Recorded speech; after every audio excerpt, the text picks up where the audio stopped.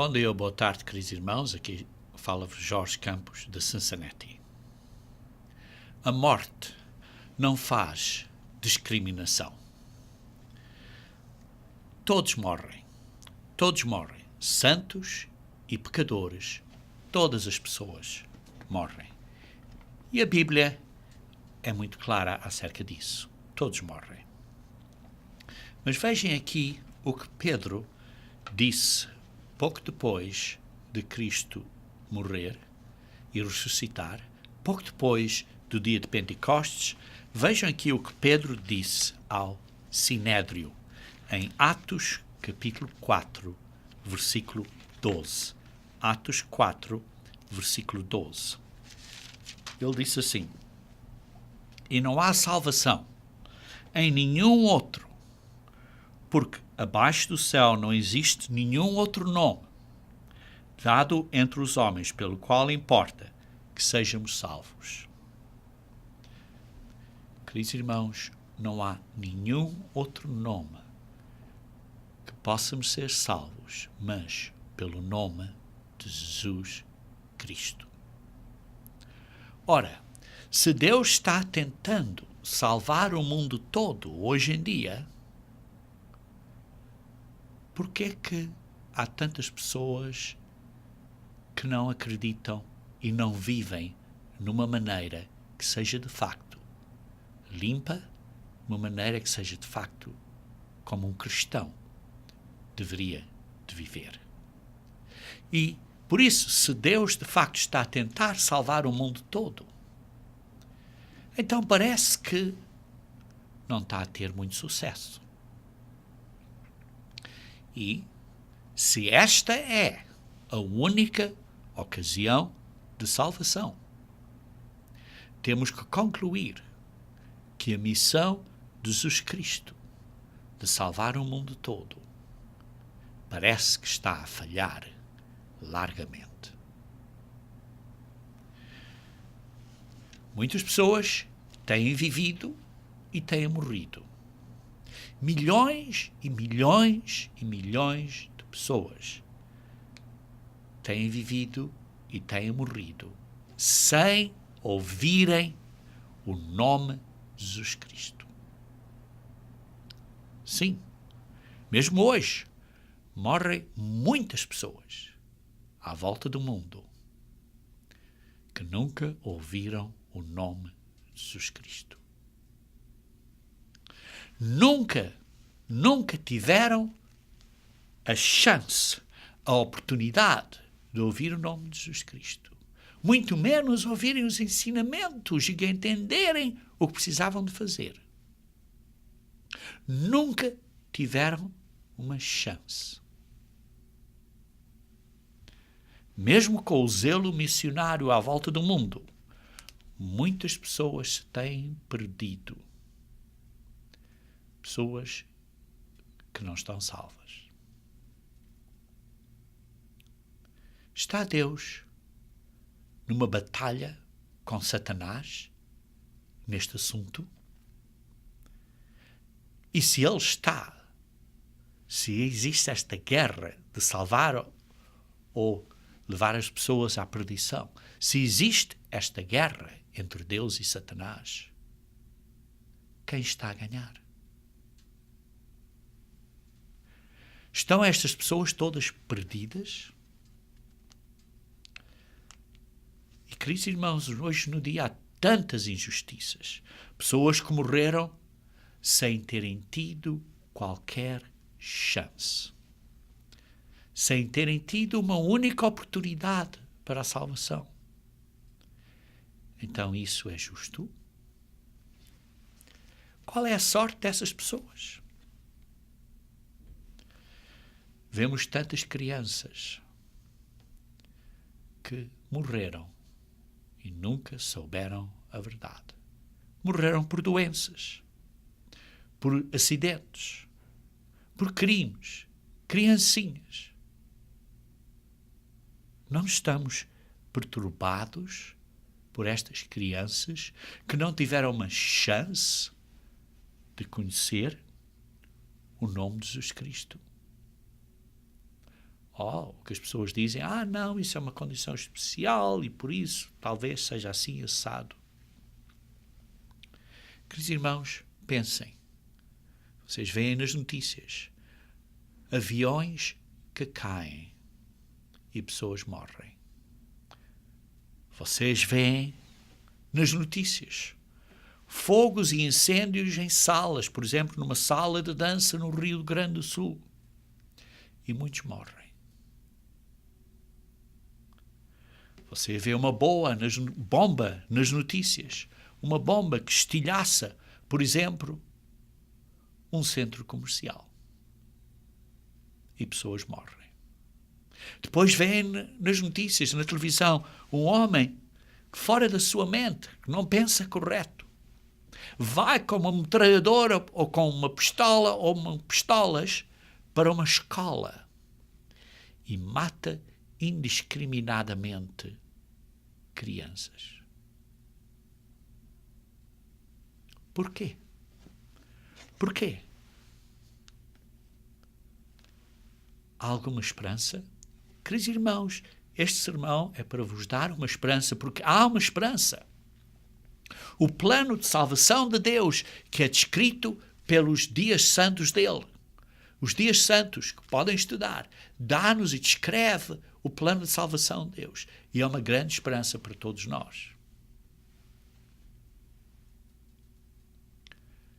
Vejam comigo, se faz favor, em Eclesiastes, capítulo 9, versículos 11 e 12.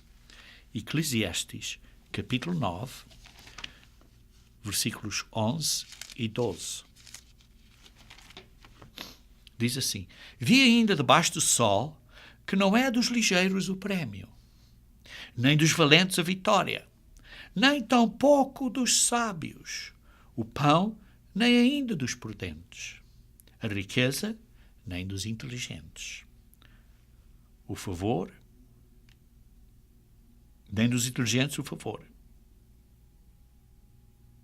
Porém, tudo depende do tempo e do acaso. Tudo depende do tempo e do acaso. Pois o homem não sabe a sua hora, como os peixes que se apanham com uma rede traiçoeira e como os passarinhos que se prendem com o laço. Assim se enredam também os filhos dos homens, no tempo da calamidade, quando cai de repente sobre eles. Se a calamidade, um avião cai, um fogo numa sala de danças, uma bomba estilhaça um centro comercial, o homem fora da sua mente vai para uma escola e mata pessoas. Um tempo de calamidade. E como diz ao fim do versículo 11, tudo depende do tempo e do acaso. Porque a pessoa simplesmente estava no lado errado, no sítio errado, no momento errado. Mas Deus tem um propósito para a nossa vida? Tem. Mas Deus não nos ama? Ama. Então por que esta situação, estas coisas do acaso? Como é isto possível? Esta violência, estes crimes, estes acidentes, como é possível? Porquê? Deus não vê? Porquê é que Ele não interveniu e fez com que isso não acontecesse? Vejam também o que Jesus Cristo disse em Lucas, capítulo 13. Lucas, capítulo 13. Nesta situação, vejamos aqui que o que Jesus Cristo disse em Lucas, capítulo 13, versículo 1 e 2. Naquela mesma ocasião, chegando alguns, falavam a Jesus a respeito dos galileus cujo sangue Pilatos misturara com os sacrifícios que os mesmos realizavam. Não se sabe bem, mas parece que algumas pessoas tinham sido assassinadas pelos soldados romanos e tinham sido misturados ali com os sacrifícios. Qualquer coisa tinha acontecido que tinha sido parte das notícias, tinha vindo como se houvesse, nesses dias de televisão, apareceu na televisão que isto tinha acontecido. Quer dizer, era parte das notícias desse período. E as pessoas estavam a falar disso. E depois Jesus diz assim, ele, porém, lhes disse, pensais, isso é o que foi Jesus lhes disse, ele, porém, lhes disse, pensais que esses galileus eram mais pecadores do que todos os outros galileus por terem padecido nestas coisas? Vocês pensam que as pessoas que morreram na sala de dança ou no clube no Rio Grande do Sul eram mais pecadores que as outras pessoas do Rio Grande do Sul? Vocês acham que as pessoas que estavam no avião que caiu e que morreram eram mais pecadores do que as pessoas que estavam noutro avião e não caíram?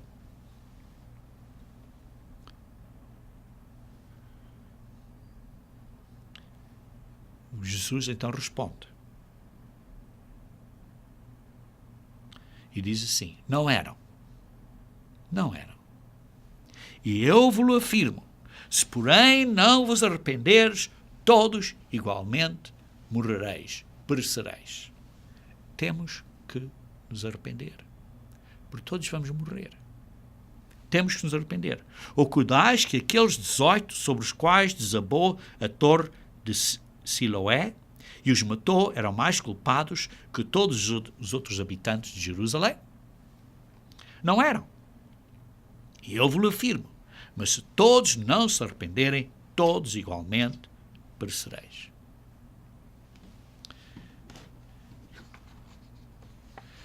Queridos irmãos, a vida e a morte será sem propósito, a não ser que nos arrependamos. E Deus quer que todas as pessoas se arrependam. Segundo Pedro, capítulo 3, versículo 9. Segundo Pedro, capítulo 3, versículo 9. Todo aquele... Segundo Pedro,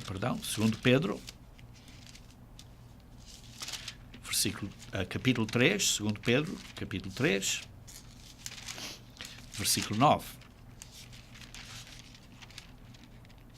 Diz assim, não retarda o Senhor a sua promessa, como alguns a julgam demorada.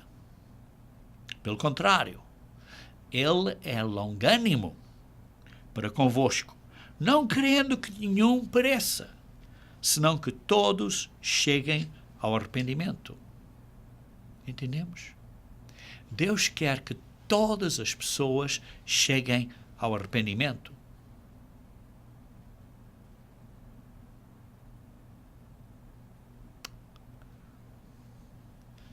Mas, então o que é que se passa? Porque muitas pessoas no mundo não se estão a arrepender. Está Deus a perder a batalha com Satanás?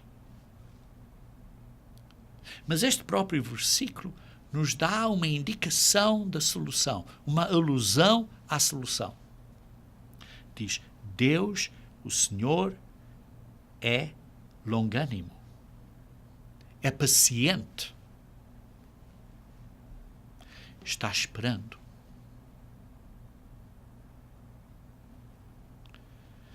Queridos irmãos, às vezes não entendemos isto e não parece ser certo. Como é que isto não entendemos? Os discípulos também às vezes não entendiam porque é que Jesus Cristo falava assim, de maneiras que as pessoas não entendiam. Tal como nós não entendemos estas coisas quando vemos assim à primeira vista, também os discípulos não entendiam certas coisas que Jesus Cristo fazia. Por isso o meu sermão hoje, queridos irmãos, é para explicar a justiça de Deus neste assunto que é revelada pelo plano de salvação de Deus. E, nomeadamente, que é revelada pelo significado da segunda ressurreição e do julgamento no trono branco, que é explicado pelos dias santos de Deus, que é o significado do 8º dia. O último dia santo do plano de Deus. estudem este livro e verifiquem na Bíblia para ver se as coisas de facto são assim. Porque o oitavo dia tem um significado muito encorajador para nós. E por isso vamos ver a justiça de Deus acerca deste assunto, para podermos regozijar, para podermos ter uma esperança e estarmos contentes e sabermos que Deus tem um plano para estas pessoas que morreram, que aparentemente estão perdidas, mas temos uma boa esperança. Mas como disse, às vezes as pessoas não entendem o que Jesus disse. Não entendem às vezes as coisas na Bíblia. Porquê? Porquê que não entendem? Vejam aqui em Mateus capítulo 13. Mateus capítulo 13. Que os discípulos perguntaram a Jesus Cristo: porquê que as pessoas não entendem as coisas? Porquê que certas coisas não estão bem entendidas hoje? Vejam aqui em Mateus capítulo 13, versículo 10 a 12. Diz assim: então se aproximaram os discípulos e perguntaram: por que lhes falas por parábolas? Porquê que as pessoas hoje em dia veem certas coisas, mas não entendem o que de facto isto tudo quer dizer? As pessoas veem, as pessoas morrem, acidentes, o acaso. Por outro lado, sabem que Deus é justo, é misericordioso, quer que todas as pessoas se arrependem, mas como é que estas duas coisas se ligam? Porque não parecem ligar. E as pessoas ficam assim um bocado preocupadas e abaladas.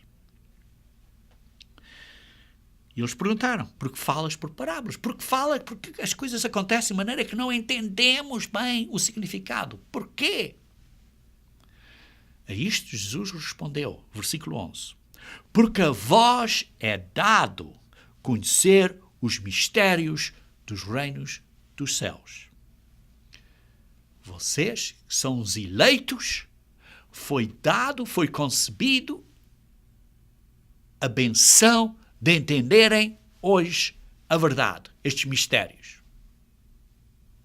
Às outras pessoas, às pessoas no resto do mundo, não foi dado conhecer os mistérios dos reinos de Deus. É o que ele diz aqui. Mas àqueles não lhes é isso concedido. Não lhes foi concedido conhecer hoje os mistérios do reino de Deus. Porque isto é um mistério. Mas hoje vou-te explicar a vocês da Bíblia este mistério. Continuamos então. Por isso lhes falo por parábolas. Sim, vejam, por exemplo, o versículo 12 que passei por cima aqui. Pois ao que tem, se lhe dará, e terá em abundância. Mas ao que não tem, até o que tem lhe será tirado. Parece isso ser justo? Ao que tem, vai ter mais. E ao que não tem, o mesmo que não tem, vai tirar dele. Parece ser justo isso?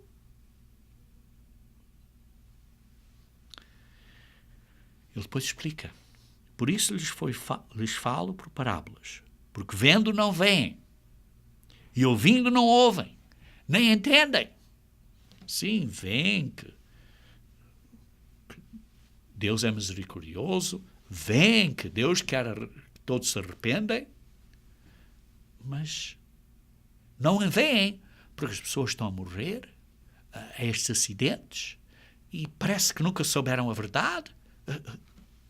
Como é que isto está ligado? Qual é a conexão disto? Não entendem. Pois continua no versículo 14: de sorte que nele se cumpre a profecia de Isaías. Sim, nas pessoas no mundo se cumpre esta profecia de Isaías. Ouvireis com ouvidos e em nenhum modo entendereis. Vereis com os olhos e de nenhum modo percebereis. As pessoas veem a palavra de Cristo, veem os missionários, veem estas pessoas a pregar a Cristo, mas não entendem esta coisa básica. Como é que estas criancinhas, como é que estas pessoas estão a morrer? Porquê? Isto é o acaso? O que é que se passa? Porquê? A resposta está aqui no versículo 15. A resposta está aqui no versículo 15. Porque o coração deste povo está endurecido. O coração das pessoas é uma matéria, é um assunto do coração. O coração das pessoas está endurecido. Por isso é que não entendem. De mau grado ouviram com os ouvidos e fecharam os olhos, para não suceder que vejam com os olhos, ouçam com os ouvidos, entendam com o coração e por isso se convertam e sejam por mim curados. O quê? Leiam isso outra vez. Leiam isso outra vez. Diz assim, o coração deste povo está endurecido, porque se não estivesse endurecido, entenderiam, e se entenderiam, se converteriam, e se converteriam, seriam curados por Jesus Cristo. Seriam curados. Veem o que Jesus Cristo está a dizer? Está a dizer que Deus endureceu os corações destas pessoas. Por isso não entendem. Porque se entendessem, seriam curados. E isto não é no tempo de Deus para serem curados ainda hoje. É o que Jesus Cristo está a dizer. É como Faraó. Lembram-se da história do Faraó no Egito? O coração dele foi endurecido. Deus endureceu o coração dele. As pessoas perguntam, mas como é isto? Como pode ser? Isto é o meu propósito hoje, neste sermão, queridos irmãos. Muitos cristãos e pessoas com boas intenções. Por isso, muitos cristãos e pessoas com boas intenções pensam que têm que pregar e fazer tudo possível para salvar pessoas. Temos que salvar mais almas. Temos que pregar mais para salvar almas. Uma boa intenção. É uma boa intenção. Mas, queridos irmãos, se Deus não abre os corações, é em vão. Sim, as pessoas são muito religiosas. Sim, as pessoas demonstram, mas não entendem. Não entendem a verdade. Não entendem o mistério do reino de Deus. E por isso não se convertem, não se arrependem. Têm que se arrepender. As pessoas fazem sacrifícios, fazem muitas coisas, mas não mudam a maneira de viver para viverem como Cristo quer que vivam. Para serem verdadeiros cristãos. Não há um verdadeiro arrependimento. E por isso não há um verdadeiro arrependimento, não há uma verdadeira conversão, não há uma verdadeira conversão. Não são sarados, não são curados, não são salvos.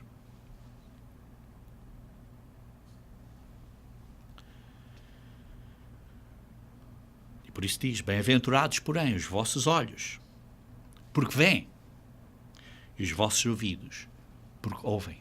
Se você entende o que eu estou a dizer, se você vê e entende o que eu estou a dizer, bem-aventurado é você. Porque estou a falar a verdade da Bíblia. Não acreditem no que eu digo, acreditem no que a Bíblia diz. Queridos irmãos, de quem é a responsabilidade de salvar o mundo? De quem é a responsabilidade de salvar as almas? Quem é o Salvador? É Jesus Cristo. Vejam como Jesus ensinou em João, capítulo 6. João, capítulo 6. Vamos ler o versículo 44. João 6, versículo 44. Diz assim: ninguém pode vir a mim, ninguém pode vir e seguir a Cristo. Foi o que Jesus Cristo disse. Ninguém. Nem eu, nem você, ninguém. Foi o que Jesus Cristo disse. A não ser se o Pai que me enviou não trouxer essa pessoa. Isto é, o Pai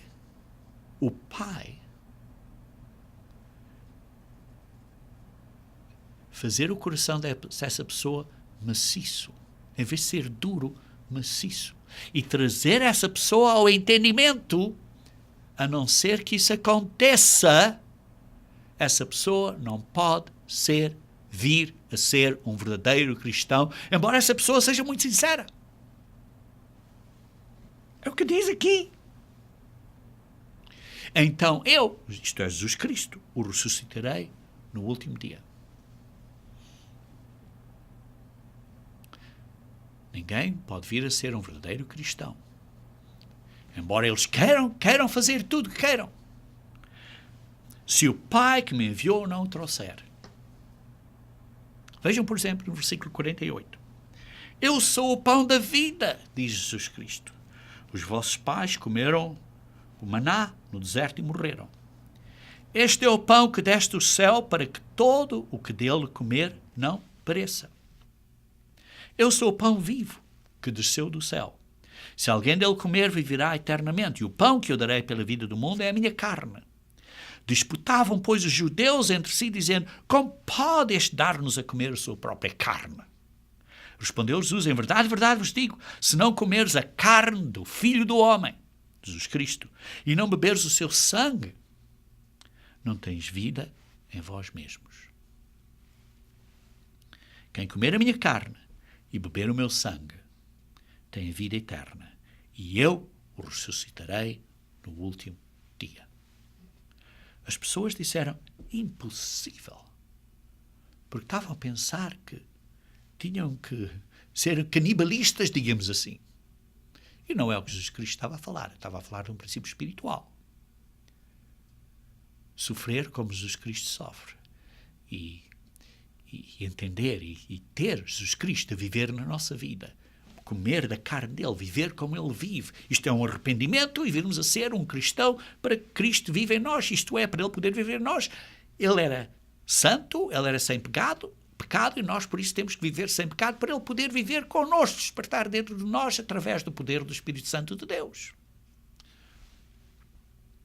E depois continua assim, no versículo 57. Assim como o Pai que vive me enviou, igualmente eu vivo pelo Pai. Também quem de mim se alimenta, por mim viverá. Cristo viverá em nós e nós viveremos em Cristo. Este é o pão que desce do céu, em nada semelhante àquele que vossos pais comeram e contudo morreram. Quem comer este pão viverá eternamente, que é simbolizado pelo pão da Páscoa, no dia da Páscoa, que é um dos outros dias do plano de Deus de salvação, um dos dias de festas do plano de Deus de salvação. E quem comer este pão viverá para sempre. Vejam também no versículo 60. Muitos dos seus discípulos, tendo ouvido tais palavras, disseram: duro é este discurso. Quem pode ouvir? Isto é duro. É duro. Não entende. O que ele está a dizer, não entende. Ele é. Não está bem na cabeça. Isto é duro. Mas Jesus, sabendo por si mesmo que eles murmuravam a respeito de suas palavras, interpelou-os: isso vos escandaliza? Vocês estão escandalizados pelo que eu estou a dizer?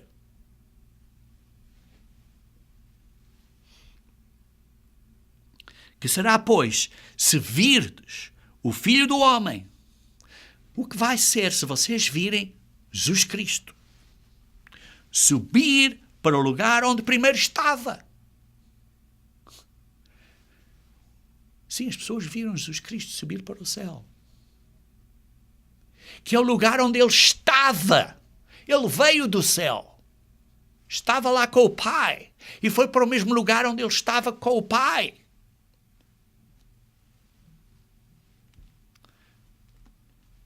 pessoas não entendem isto. Está aqui escrito tão claro, mas é preciso ter a mente aberta por Deus para entender. E depois diz assim no versículo 65. E prosseguiu: por causa disto é que vos tenho dito, ninguém poderá vir a mim. Ninguém pode vir a mim, ninguém pode ser um verdadeiro cristão se pelo Pai não lhe for concedido. As pessoas hoje não entendem isto. Não entendem isto.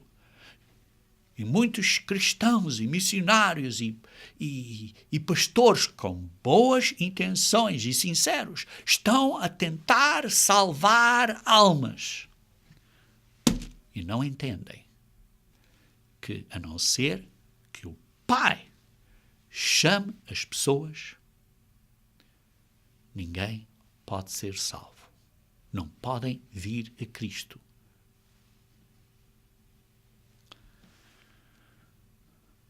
Versículo 66. À vista disto, muitos dos seus discípulos o abandonaram e já não andavam com ele. E muitos dos que ouvem o que eu estou a dizer aqui abandonam e não continuam, porque não acreditaram que Cristo é o Messias, que estas são as palavras da salvação. Queridos irmãos, inicialmente a nação de Israel foi chamada. Deus deu a eles um acordo, a aliança, a antiga aliança. E eles continuamente violaram esse acordo. Continuamente violaram a antiga aliança. E até chegaram a este ponto, rejeitaram o Messias.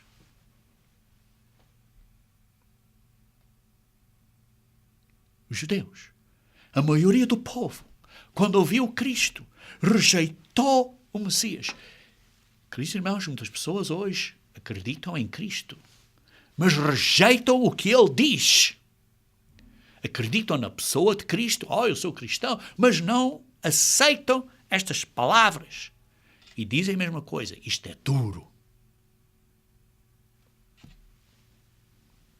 Jesus Cristo disse, isto vos escandaliza? Queridos irmãos, Deus é muito misericordioso, mas precisamos de entender que Deus tem um plano e faz as coisas de acordo com esse plano, cada uma no seu tempo. E o plano é dele. O plano de salvação é dele. E as coisas estão andando exatamente de acordo com o seu plano. Então vejam como Paulo descreveu isto aos Romanos, nos Romanos capítulo 11. Romanos capítulo 11.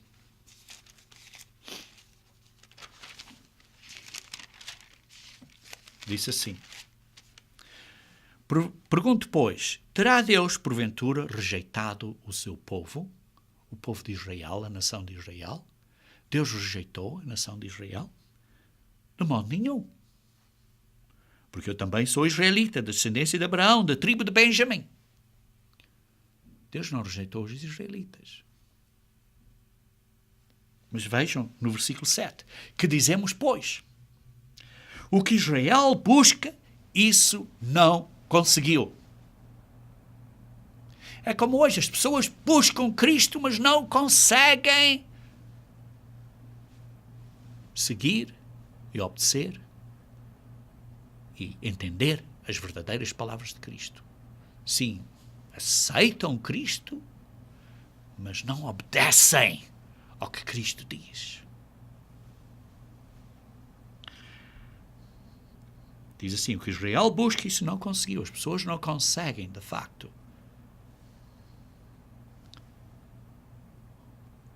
receber o verdadeiro Cristo. Sim, buscam Cristo, mas não conseguem receber o verdadeiro Cristo. Mas a eleição o alcançou. Os que foram eleitos por Deus, os que foram chamados por Deus, aqueles que Deus amaciou os corações e que os chama, como lemos em João 6, 44, esses alcançam. Esses conseguem vir a ser verdadeiros cristãos. E são poucos. E os mais foram endurecidos. E o resto, os corações estão endurecidos. O resto do mundo, os corações estão endurecidos. Dos israelitas e do resto dos gentios. Como está escrito, versículo 8, Deus lhe deu espírito de entorpecimento, olhos para não ver e ouvidos para não ouvir até ao dia de hoje.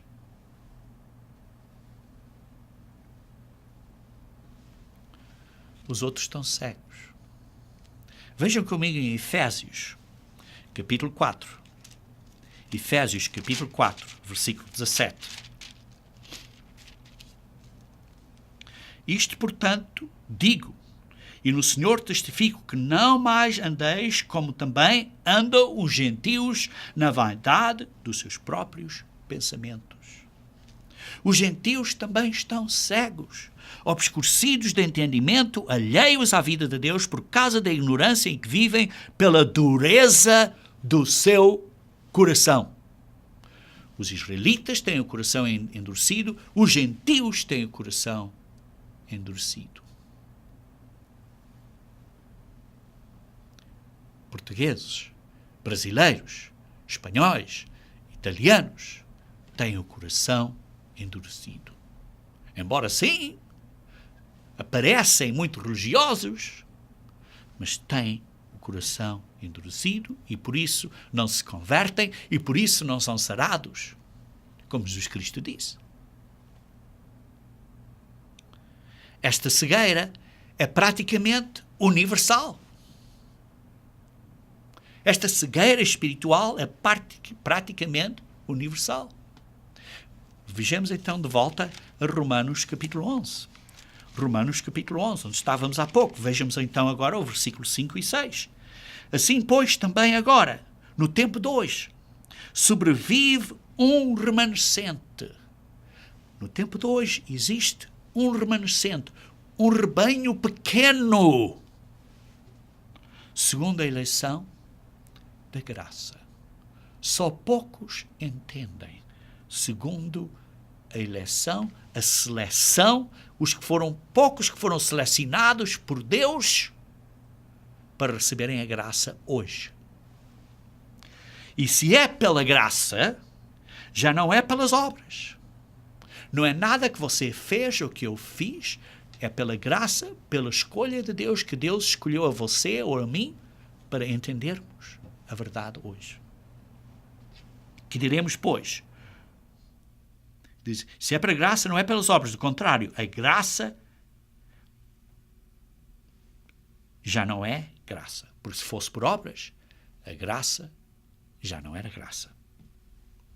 Do contrário, a graça já não era graça. Queridos irmãos, existe um vestígio remanescente. Uma pequeniníssima parte da humanidade que entende. Queridos irmãos, precisamos de entender que nesta era Deus só chama alguns, um remanescente pequeno para a salvação. Por isso, Jesus Cristo disse em Mateus 7, versículo 13 a 14. Mateus 7, 13 a 14.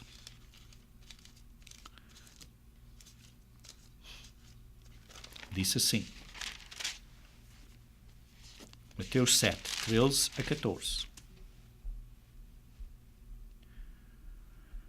Entrai pela porta estreita. Larga é a porta e espaçoso o caminho que conduz para a perdição, e são muitos os que entram por ela. Porque estreita é a porta e apertado o caminho que conduz para a vida, e são poucos os que acertam com ela. São poucos há que encontrem o caminho da verdade, o caminho estreito, a porta estreita. Por que é que Deus faz isto assim? É para excluir a humanidade? Não, pois Ele quer que todos se arrependem. Então porquê? Porquê? É porque Deus tem um plano de fazer as coisas no seu próprio tempo. Voltemos então a Romanos capítulo 11, versículo 32. Romanos capítulo 11, onde estávamos há pouco.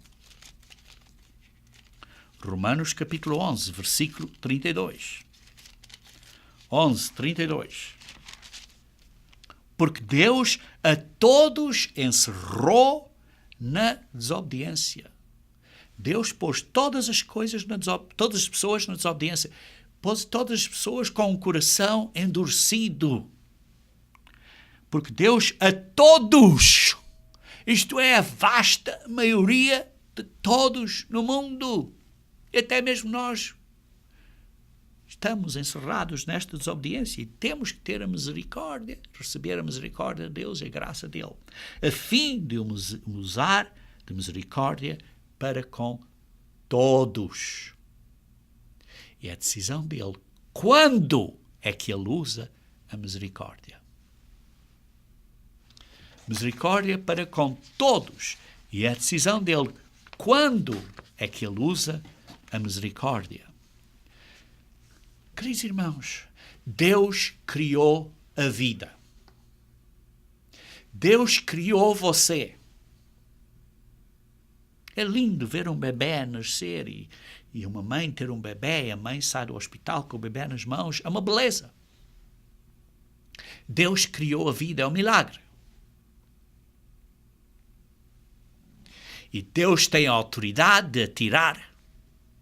E tem a autoridade de a restaurar quando Ele assim o decidir. Ele tem o poder de dar a salvação à maioria da humanidade numa era que ainda está a vir. Ele tem o poder, tem a autoridade de decidir, de dar a salvação ao resto do mundo, à maioria da humanidade, quando ele decidir que vai ser numa era ainda a vir. Vejam então, no Apocalipse, capítulo 20. Apocalipse, capítulo 20. Apocalipse, capítulo 20. Vejam no versículo 4 e 5. Vi também tronos, e nestes sentaram-se aqueles os quais foi dada a autoridade de julgar. Vi ainda as almas dos decapitados por causa do testemunho de Jesus, bem como por causa da palavra de Deus, tantos quanto não adoraram a besta, nem tampouco a sua imagem, e não receberam a marca na fronte e na mão, e viveram e reinaram com Cristo durante 1000 anos. Isto é, houve a primeira ressurreição, a vinda de Cristo. Aqueles que são de Cristo foram ressuscitados. A vinda de Cristo é a primeira ressurreição. São os santos, os poucos que estão nesta era a aprender, a preparar-se para virem a ser reis e sacerdotes com Cristo, como filhos e filhas dele no reino de Deus. Esses vão reinar com Cristo durante 1000 anos, inicialmente durante 1000 anos. Como vimos em Daniel 2, vai ser eternamente. Mas a primeira fase deste plano é por 1000 anos, para reinar por 1000 anos. E fazer da terra um paraíso. Um paraíso. Como vimos num sermão que dei há umas semanas atrás. Fazer da terra um verdadeiro paraíso. E por isso reinarão. Mas o resto dos mortos, o resto da humanidade, não ressuscitou. Não reviveram até ao fim dos 1000 anos. Sim, os que ressuscitaram ao início do milénio é a primeira ressurreição. Os outros tiveram que esperar até ao fim do milénio, então essa será a segunda ressurreição da maioria da humanidade. Não reviveram até ao fim dos 1000 anos. Os que ressuscitaram ao início do milénio é a primeira ressurreição. O resto será ressuscitado ao fim do milénio.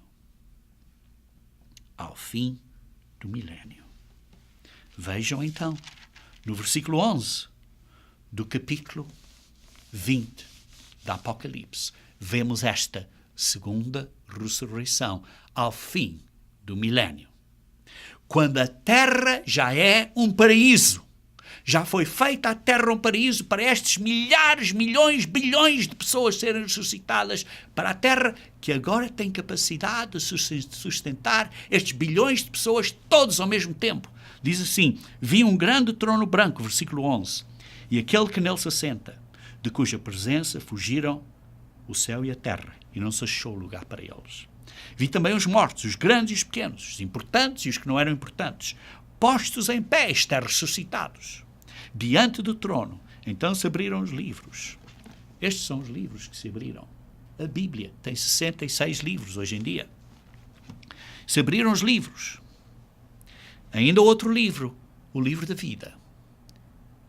E depois foram julgados de acordo com a Bíblia. E depois se arrependem.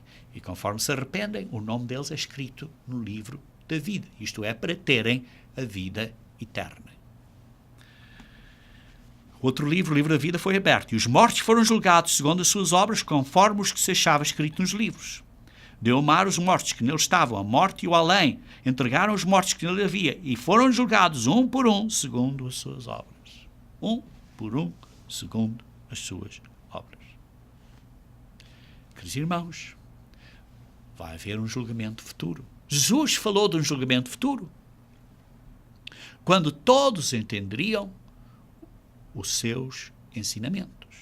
Vejam em Mateus, capítulo 11. Mateus, capítulo 11. Mateus, capítulo 11, versículo 20 a 24. Diz assim. Mateus 11, versículo 20 a 24. Passou então Jesus a increpar as cidades nas quais ele operara numerosos milagres. Ai de ti, Corazim! Ai de ti, Betsaída! Porque se em Tiro e em Sidom se estivessem operados os milagres que em vós se fizeram, há muito que elas se teriam arrependido com pano de saco e cinza. Tinham-se arrependido.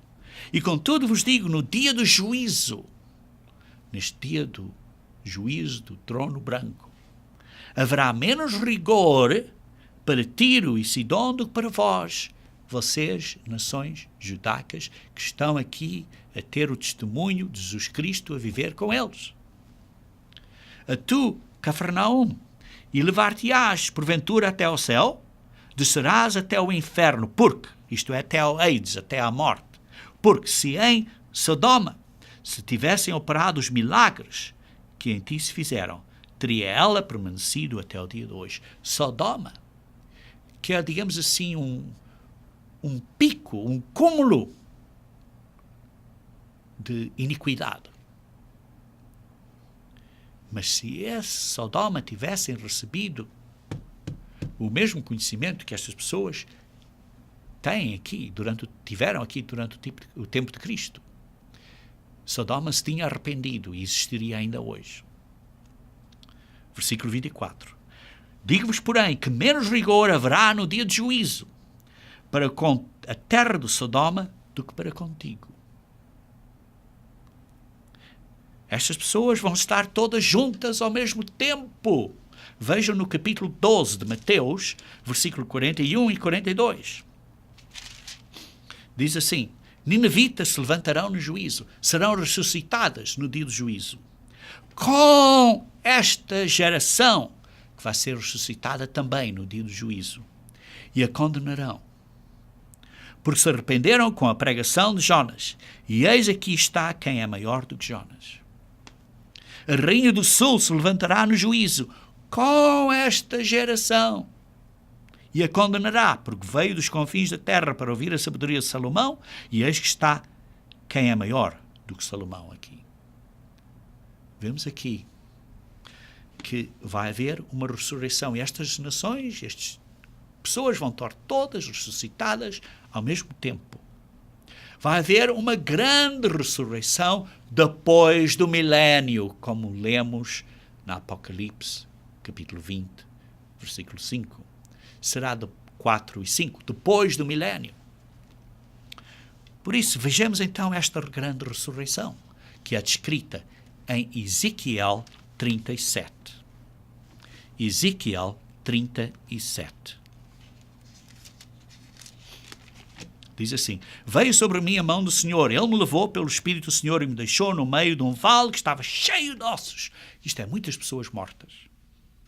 E me fez andar ao redor deles. Eram muito numerosos na superfície do vale, estavam sequíssimos. Eram milhões de pessoas e estavam sequíssimos. Tinham morrido há muito tempo. Então me perguntou: filho do homem, acaso poderão reviver estes ossos? Ele diz: Senhor Deus, tu sabes, eu não sei. Disse-me: profetiza a estes ossos e dizes: ossos secos, ouvi a palavra do Senhor. Ouçam a palavra do Senhor.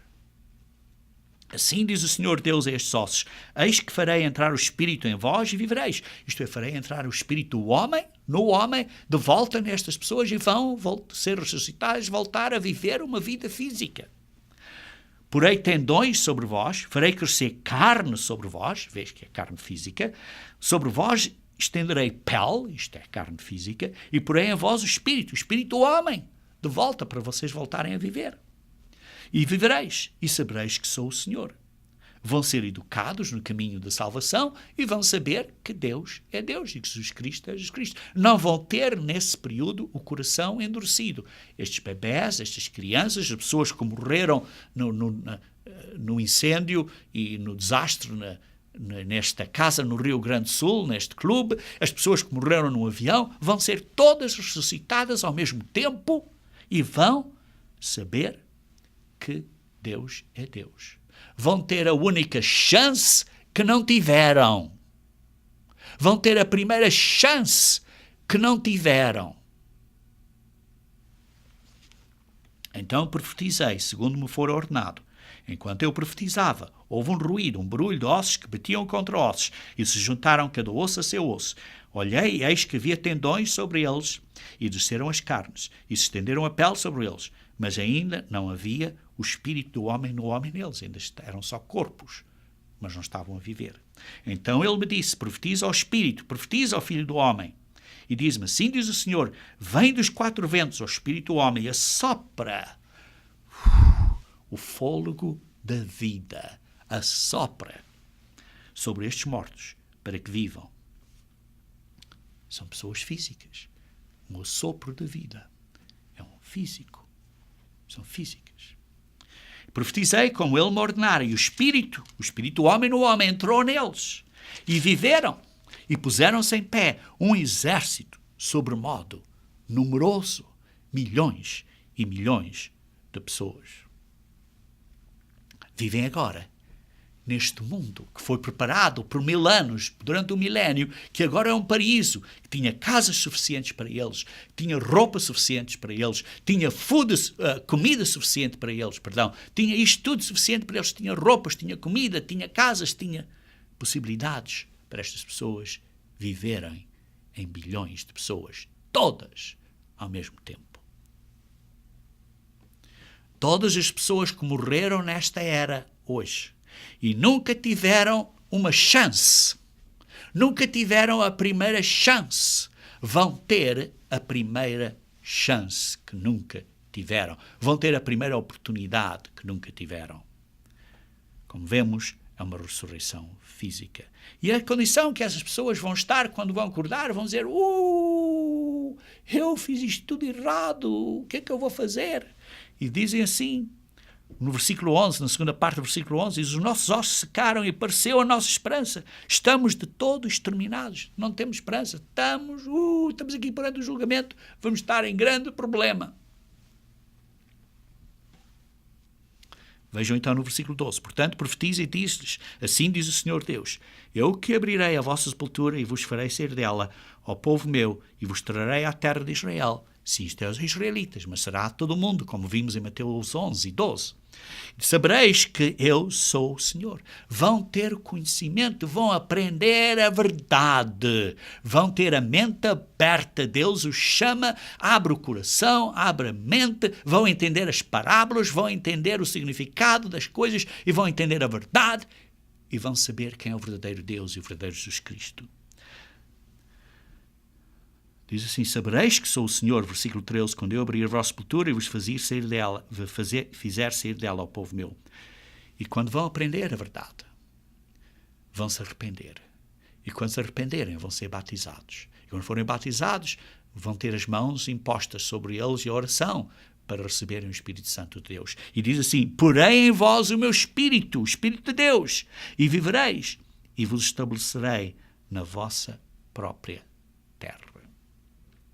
Então sabereis que eu, o Senhor, disse isto, e o fiz, disse o Senhor. Mas que beleza! Deus oferece a esperança da vida eterna a estas pessoas, abre o livro da vida, como lemos em Apocalipse, e tem a possibilidade de ter o nome deles escrito no livro da vida. Os livros são abertos, aprendem a verdade da Bíblia e têm o livro da vida aberto em que podem ter o nome deles escrito e podem ter a vida eterna daí adiante. E por isso diz no versículo 26 e 27, farei com eles aliança de paz, será aliança perpétua para a vida eterna. Estabelecê-los-ei e os multiplicarei e porei o meu santuário no meio deles para sempre. O meu tabernáculo estará com eles. Eu serei o seu Deus, e eles serão o meu povo. Mas que beleza, queridos irmãos. Deus promete a esses milhões que morreram, milhões de pessoas, que nunca ouviram o nome de Cristo, vão ter agora a primeira chance que nunca antes tiveram. Aqueles que estavam nesse avião que caiu vão ter a primeira chance. Aqueles que morreram no fogo da sala ou no clube no Rio Grande do Sul vão ter a primeira chance. Aqueles que morreram na bomba num centro comercial vão ter a primeira chance. Os jovens estudantes na escola que morreram como jovens e crianças com doenças e acidentes vão ter a primeira chance, a qual nunca tinham tido. Não é uma segunda chance, não. É a primeira que nunca tiveram. Nunca tiveram. Por isso Paulo diz em Romanos capítulo 11,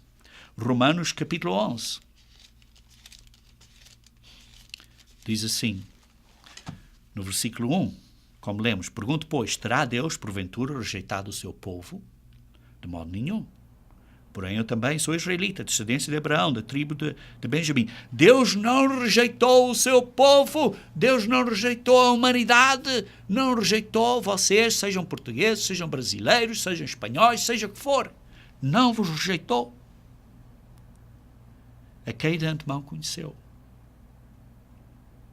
Não, Deus não rejeitou.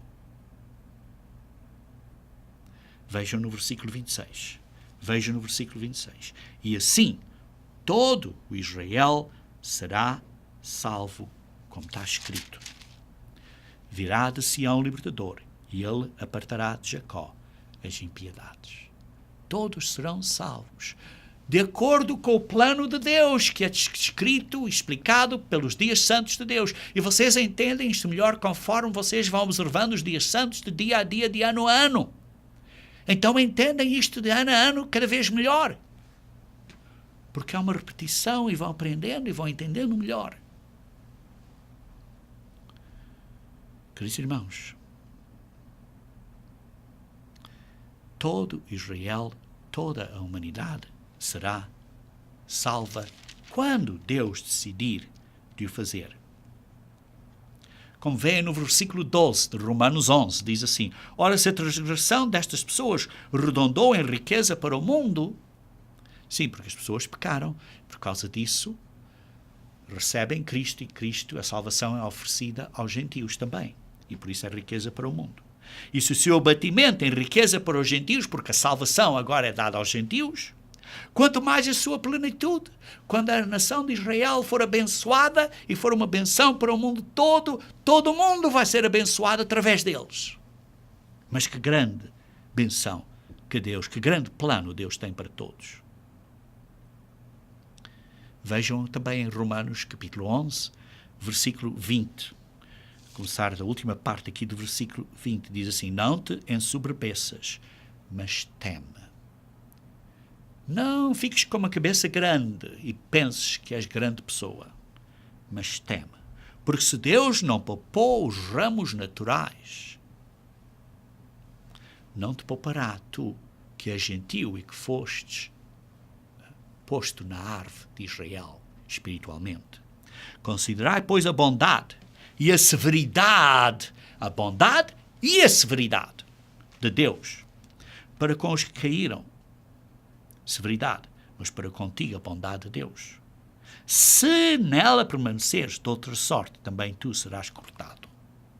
Se não te mantiveres leal aos mandamentos e aos princípios de Deus, vais ser cortado. Estes também, se não permanecerem na incredulidade, serão enxertados, pois Deus é poderoso para os enxertar do novo. Isto é, os israelitas, se não permanecerem na incredulidade, se alguma vez que forem ressuscitados e aprenderem a verdade, serão enxertados na oliveira, isto é, no Israel espiritual. Pois Deus é poderoso para enxertar de novo. Dá uma oportunidade a todos. Até estes israelitas que foram cortados. Vai-os reenxertar. Vai-os reenxertar de novo. Queridos irmãos, depois disto, depois das pessoas aprenderem isto tudo, vai então haver o lago do fogo. Na Apocalipse, capítulo 20. Na Apocalipse, capítulo 20. Depois de aprenderem, depois de terem tido tempo de aprenderem, de se arrependerem, então vemos o que está escrito no Apocalipse, capítulo 20, versículos 13 a 15. Deu mar os mortos que neles estavam, a morte e o além, entregaram os mortos que neles haviam, e foram julgados um por um, segundo as suas obras.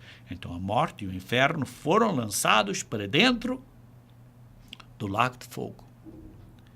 Esta é a segunda morte, o lago de fogo. E se alguém não for achado escrito no livro da vida, esse foi lançado para dentro do lago de fogo, a segunda morte, a morte eterna. Não é um sofrimento eterno, é a morte para sempre, nunca mais ser ressuscitados. Então vejam como Pedro descreveu isto. Vejam como Pedro descreveu isto em 2 Pedro. 2 Pedro, capítulo 3, versículo 8. 2 Pedro, capítulo 3, versículo 8. Há todavia uma coisa, amados, que não deveis esquecer, que para o Senhor um dia é como 1000 anos, e 1000 anos como um dia. 6.000 anos na humanidade passaram. É como um dia. É como 6 dias. 6.000 anos é como 6 dias. Agora estamos a aproximar do milénio, que é o 7º milênio, que é o sábado. Ao fim do sábado, ao fim do milénio, as pessoas vão ser ressuscitadas. Ao início do 8º dia, digamos assim, as pessoas, a humanidade vai ser ressuscitada. Por isso, depois da festa de tabernáculos, observamos o 8º dia. As pessoas vão ser ressuscitadas. Vai haver o juízo do trono branco. Queridos irmãos, versículo 9. Não retarda o Senhor a sua promessa, como alguns a julgam demorada. Pelo contrário, ele é longânimo para convosco, não querendo que nenhum pereça, senão todos cheguem ao arrependimento. Por isso, ele vai chamar as pessoas para todos chegarem ao arrependimento no dia do juízo. Vão ter a única chance que não tiveram. Virá então como ladrão o dia do Senhor, no qual os céus passarão com estrepitoso estrondo. Isto é tudo parte do dia do Senhor. Parte do dia do Senhor. O dia do Senhor é o dia do julgamento, em que começa com a segunda vinda de Cristo. Ele vai julgar a humanidade durante o milénio e ao fim do milénio vai julgar o resto da humanidade que vai ser ressuscitada na segunda ressurreição, vão ser julgados e ao fim desse julgamento os que não se arrependerem vão ser atirados para o lago do fogo, como lemos há pouco em Apocalipse 20, versículos 13 a 15. Virá, entretanto, como ladrão o dia do Senhor, no qual os céus passarão com estrepitoso estrondo. Isto é o tempo do lago do fogo, ao fim deste período do dia do Senhor. Porque lembrem-se que um dia é como 1000 anos. Este dia vai ser o prazo de 1000 anos, ao fim deste dia. No qual os céus passarão com estrepitoso estrondo, e os elementos se desfarão abrasados. Também a terra e as obras que nela existem serão atingidas. Visto que todas estas coisas hão de ser assim desfeitas. O lago de fogo vai abranger, destruir tudo à volta da terra ao fim deste período. Porque então as outras pessoas serão espirituais e por isso não vão ser destruídas pelo lago de fogo, que vai ser uma coisa física. Os que estão escritos no livro da vida vão então ser transformados para ser espirituais e não serão destruídos. Visto todas as coisas vão de ser assim desfeitas, físicas, devereis ser tais como os que vivem em santo procedimento e piedade, esperando e apressando a vinda de Deus, do dia de Deus, por causa do qual os céus incendiados serão desfeitos e os elementos abrasados se derreterão. Temos que esperar a vinda do dia de Deus. O dia do Senhor é este dia de juízo que culmina, que se acaba com o julgamento do trono branco e depois vem o dia de Deus. O dia de Deus em que Deus, o Pai, vem para a terra, que são o novo céu e a nova terra. Vejam, por causa do qual os céus incendiados serão desfeitos e os elementos abrasados se derreterão. Nós, porém, segundo a promessa, esperamos novos céus e nova terra, nos quais habita justiça. Esse será o dia de Deus, o 8º dia, para a eternidade inteira. Então vejamos então no Apocalipse, capítulo 21. Apocalipse, capítulo 21. Vi novo céu e nova terra, pois o primeiro céu e a primeira terra passaram, e o mar já não existe. Vi também a terra santa, a nova Jerusalém, que descia do céu, da parte de Deus, ataviada como noiva dourada para o seu esposo. Então ouvi grande voz vinda do trono, dizendo: Eis o tabernáculo de Deus com os homens. O Pai vem para a terra. Deus habitará com eles. Eles serão povos de Deus, e Deus mesmo estará com eles. E lhes enxugará dos olhos toda lágrima, e a morte já não existirá, e não haverá luto, nem pranto, nem dor, porque as primeiras coisas passaram. Não haverá mais luto, nem pranto, nem dor. Queridos irmãos, vai ser um período lindo, uma eternidade de felicidade, com muito a fazer à nossa frente. Muito a fazer à nossa frente. O que é que há depois disso? O que é que há depois disso? Depois disso, queridos irmãos, não foi revelado. A Bíblia não diz. Mas dá uma indicação que podemos ver aqui em Romanos, capítulo 8, versículo 20 a 21. Romanos 8, versículo 20 a 21. Que diz assim: Pois a criação está sujeita à vaidade, não voluntariamente, mas por causa daquele que a sujeitou. A criação física está sujeita à vaidade, isto é, às coisas que não são permanentes, que se vão desfazer. Não voluntária, mas por causa daquele que a sujeitou. Na esperança de que a própria criação será redimida do cativeiro da corrupção, para a liberdade da glória dos filhos de Deus. A própria criação, o código genético, o código do DNA, o código das coisas, dá a indicação que vai ser mudada para as coisas viventes não se corroírem do cativeiro da corrupção. Isso representa um novo céu e uma nova terra, com leis físicas talvez diferentes. Mas aí vamos ter a oportunidade de fazer grandes obras de construção e de criação no universo e no cosmos todo. Nestes planetas e cosmos e sóis que há aí para desenvolver e beautificar um plano que Deus tem para nós, como filhos e filhas de Deus, para fazermos pela eternidade inteira. Não sabemos o que Ele tem em mente. Ele nos revelará então. Mas temos um grande plano. Então, em conclusão, quero que leiam comigo, se faz favor, em 2 Pedro, capítulo 3.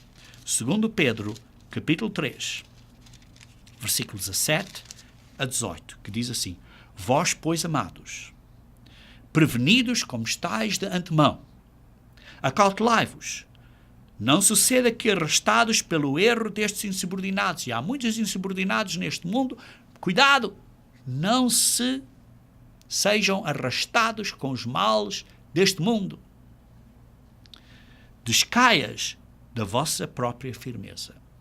Antes, cresçam, queridos irmãos, cresçam na graça e no conhecimento de nosso Senhor e Salvador, que é o único Salvador, que é Jesus Cristo. A Ele seja a glória, tanto agora como no dia eterno. Amém.